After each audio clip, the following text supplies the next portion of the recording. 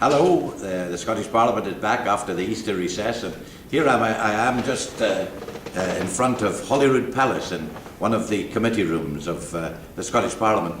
And in the chamber next door, I took part in a debate on the high-speed rail link that we want desperately to come from London up to Glasgow and to Edinburgh, so that we can get rail journeys down to 3 hours and get efficient, effective transport on the railways to compete with the air, so that we get people off the airplanes, out of the cars, onto the railways, much better from an economic point of view and from an environmental view. Here's just a little of what I said in that debate.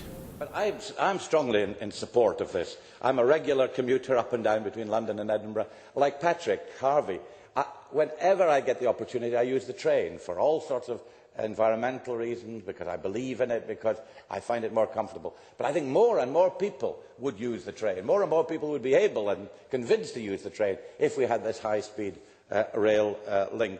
We're way behind other countries in Europe. I regularly use the TGV in France, but it's not just in France, which who've had it for decades, but Germany, but Spain, and we're way behind them on that.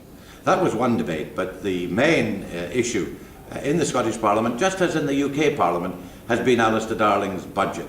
I think an excellent budget, with taxing the rich and providing more help for people who really need it.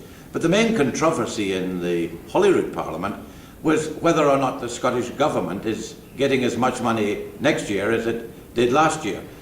And Alex Salmond twists the figures on this, because he has taken money out of next year's budget and the following year's budget to spend this year. And as a result of that, he hasn't got as much money next year as he would have if he hadn't made those fiddles to the figures. And he's spending it on all the wrong things. I mean, it's ironic that with all that extra money that he's getting, we still don't have the teachers that have been promised. The school building programme has ground to a halt.